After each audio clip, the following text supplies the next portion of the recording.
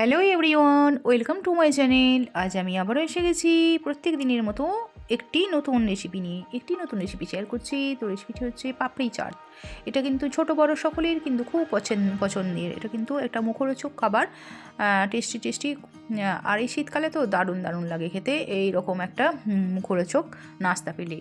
তো এই রেসিপিটির জন্য আমি যে সমস্ত উপকরণগুলো নিয়েছি দেখিয়ে দিচ্ছি। এতে নিয়েছি আটা আর ময়দা। আমি দুরকম আটা আর ময়দা দুরকমভাবে নিয়েছি, মিশিয়ে নিয়েছি।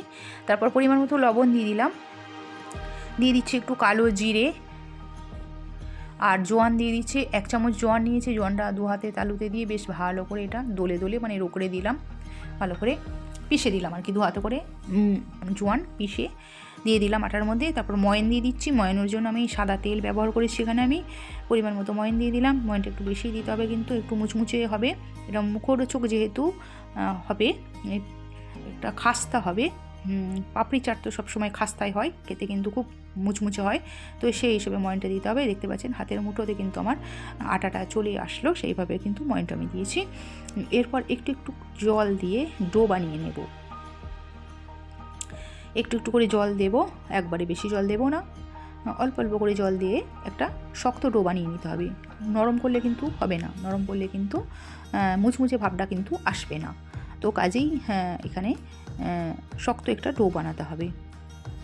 অল্প অল্প করে জল দিয়ে আমি একটা আটা ডো বানিয়ে নিলাম। আপনারা পুরো ভিডিওটা প্রথম থেকে শেষ পর্যন্ত মন দিয়ে দেখতে থাকুন। এই যে হয়ে গেছে আটাটা মাখা আমার, শক্ত শক্ত করে মেখেছি। এবার এটা রেস্টে 10 মিনিট আমি ঢাকা দিয়ে রেখে দেব।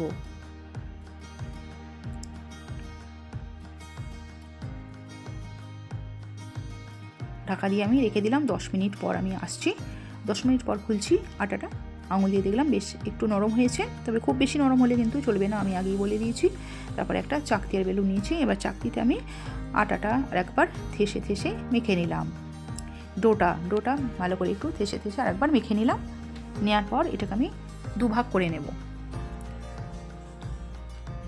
এখান থেকে দুভাগ করে নিলাম। নেওয়ার পর একটা অংশ আবার গোল করে নিলাম বলের মতো। নেওয়ার পর হাতে করে গোল করে নিয়ে এবার আমি এটা বেলতে থাকবো। একটু কিন্তু পাতলাই বেলতে হবে, আবার খুব যে পাতলা তাও নয়, খুব যে মোটা তাও নয়, মোটামুটি পাতলা দিকেই বেলতে হবে, তাহলে কিন্তু একটু বেশ মুচমুচ হবে। দেখতে পাচ্ছেন আমি পুরো যে এক ভাগটা নিয়েছি, ডোটার এক ভাগটা, সেই ভাগটা নিয়ে আমি চাকরিতে খুব ভালো করে বেলে নিলাম।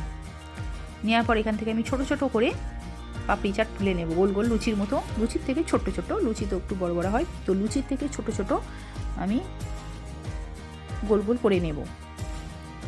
তারপর প্রথমে হয়ে গেল এটা চাকরিতে বেলা। এবার চামচ দিয়ে আমি কিন্তু ফুটো করে নিচ্ছি। লুচির মতো ফুললে তো হবে না, লুচির মতো যদি ফুলে যায় তাহলে কিন্তু পাপড়ি চাট হবে না, মজাটাই পাওয়া যাবে না পাপড়ি চাট খাওয়ার। সেই জন্য আটা চামচ দিয়ে ফুটো ফুটো করে নিচ্ছি যাতে না ফুলে যায়। তারপরে এই যে একটা কোটোর ঢাকা নিয়েছি, ঢাকাটা নিয়ে আমি এবার গোল গোল করে সাইজ দিয়ে নিচ্ছি, শেপ দিয়ে নিচ্ছি যাতে তাড়াতাড়ি হয়ে যায়। এভাবে করলে অনেকগুলো একসাথে হয়ে যাবে এবং গোল গোল হবে, আঁকা মাকা হবে না, গোল গোল হয়ে যাবে এবং ছোট ছোটও হবে।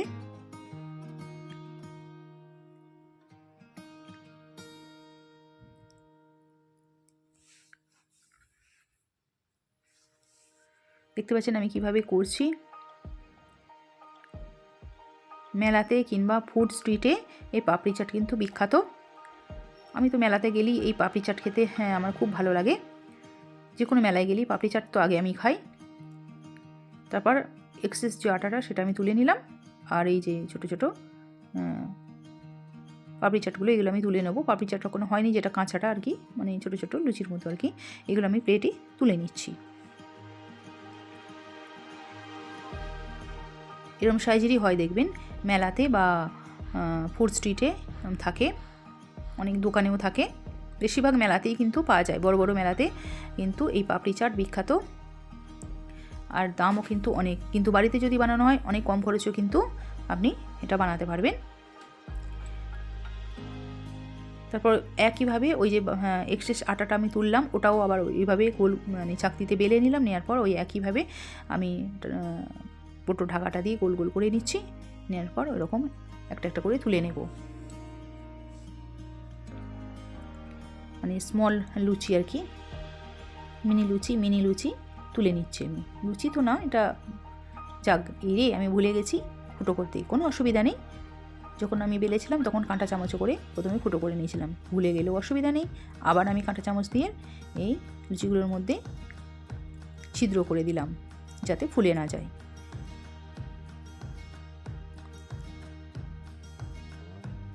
সমস্ত পাপড়ি চাটগুলো এইভাবে আমি বেলে নিলাম, বানিয়ে নিলাম। নেওয়ার পর এদিকে কড়াইয়ে সাদা তেল দিয়ে দিলাম।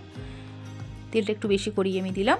তেলটা বেশ ভালো করে একটু গরম করে নিচ্ছি। ফার্স্টে ভালো করে গরম করে নেওয়ার পর আঁচটা কমিয়ে দিলাম। দেখতে পাচ্ছেন বড় প্লেটের 1 প্লেট হয়েছে, আঁচটা কমিয়ে দিয়েছি। দেওয়ার পর এবার একটা একটা করে পাপড়ি চাটগুলো দিতে থাকছি। এটা মিডিয়াম টু লো ফ্লেমে কিন্তু ভাজতে হবে, হাই ফ্লেমে ভাজা যাবে না। হাই ফ্লেমে ভাজলে কিন্তু খুব তাড়াতাড়ি হয়ে যাবে, মুচমুচে ভাবটা কিন্তু অতটা আসবে না। এটা মিডিয়াম ফ্লেমে ভাজতে হবে। মিডিয়াম আছে আমি সমস্ত পাপড়ি চাটগুলো ভেজে নিচ্ছি। প্রথমে এই কটা দিয়েছি, অল্প কটা, একটা সাইড হয়ে গেছে, উল্টে দিচ্ছি খুন্তির সাহায্যে। লালচে লালচে বাড়া হয়ে গেছে ভাজা, এবার আমি তুলে নিচ্ছি। প্রথমে পাপড়ি চাটগুলো আমার ভাজা হয়ে গেছে, তুলে নিলাম। দেখতে পাচ্ছেন দেখি বোঝা যাচ্ছে যে মুচমুচে হয়েছে, খাস্তা হয়েছে। তারপর আবার দিতে থাকলাম ওই একইভাবে। এবারে কিন্তু আমি কিছুটা বেশি দিলাম, কেননা অনেকটা টাইম লাগছে ভাজতে, তো সেই জন্য বেশি দিলাম। অসুবিধা নেই, কেননা এটা তো লুচির মতো ফুলবে না, যে লুচির মতো দিলে ফুলবে, ফোলার অসুবিধা হবে তা তো নয়।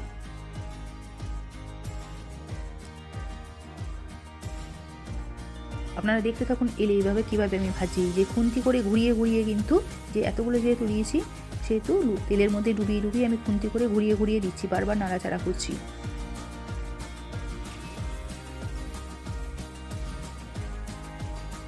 বারবার নাড়াচাড়া করলে এভাবে খুন্তির সাহায্যে মুচমুচে ভাবটা আসবে, একদম খাস্তা তৈরি হবে। দ্বিতীয়বারও ওই একই রকমভাবে আমার পাপড়ি চাটগুলো ভাজা হয়ে গেছে, তুলে নিলাম। যতগুলো আছে ওই একই রকমভাবে ভেজে নেব আমি। বন্ধুরা আমার চ্যানেলটিকে সাবস্ক্রাইব করবেন প্লিজ, বন্ধুরা সাপোর্ট করবেন, আর ভালো লাগলে লাইক কমেন্ট এবং শেয়ার করতে যেন ভুলবেন না।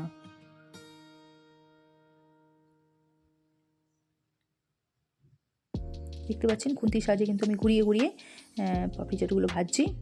কালারটা কিন্তু দারুণ সুন্দর এসছে। যে জিনিসটা খাওয়া হবে সেই জিনিসটা কিন্তু কালার আনতে, মানে দেখতেও কিন্তু যেন সুন্দর হয়, তবেই সেই জিনিসটা কিন্তু খেতে ভালো লাগে। তো সেইভাবে ভাজতে হবে যে কালারটা যেন খুব সুন্দর আসে, দেখতে কিন্তু ভালো লাগে। সমস্ত পাপড়ি চাটগুলো আমি ওই একইভাবে ভেজে নিলাম। আমার সমস্ত পাপড়ি চাট ভাজা হয়ে গেছে। এবার একটা প্লেটে আমি রেডি করব। পাপড়ি চাট দেখতে পাচ্ছেন,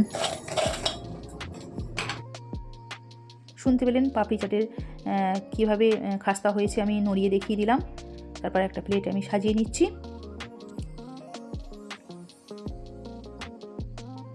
দারুণ দারুণ এটা কিন্তু খেতে লাগে, আমার তো ভীষণ প্রিয় পছন্দের। তারপর আমি একটা বাটিতে নিয়েছি মিষ্টি চাটনি, একটা বাটিতে নিয়েছি টক দই।